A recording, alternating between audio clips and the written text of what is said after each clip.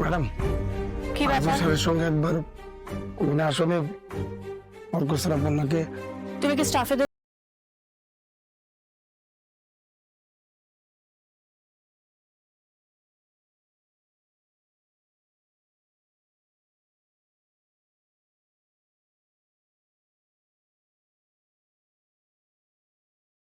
এটা রাখা সম্ভব নয়।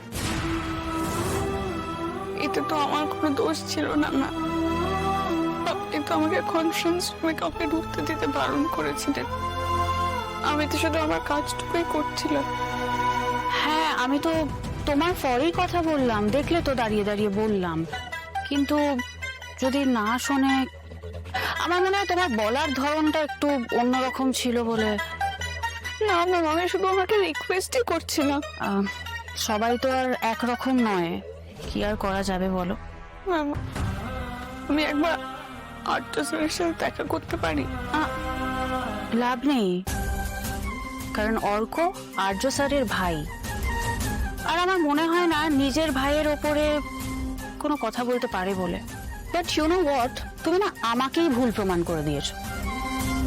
আমি ভেবেছিলাম তুমি হয়তো 4 দিনের মাথায় অফিস থেকে বেরিয়ে যাবে, বাট 3 দিনেই তো তুমি।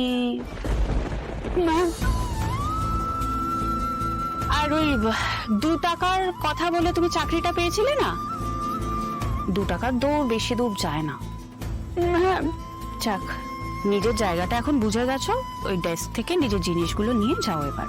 আমার দোষ থাকলে আপনারা শাস্তি দিলে আমি মাথা পেতে নিতাম, কিন্তু এটা তো আমার সত্যি কোনো দোষ নেই ম্যাম। তুমি এখনো কথা বলে যাচ্ছ।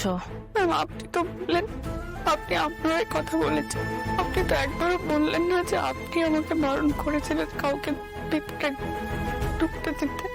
How dare you! তুমি আমাকেই কোয়েশ্চেন করছো আবার? আমি কোয়েশ্চেন করছি না ম্যাম, আমার এই চাকরিটা চলে গেলে হয়তো আমার জীবন থেকে কিছুটা দিন বদলে যাবে, কিন্তু আমি মানুষটা তো পাল্টাবো না ম্যাম, আর সত্যিটাও সত্যি থাকবে, সেটাও কখনো পাল্টাবে না। Shut up!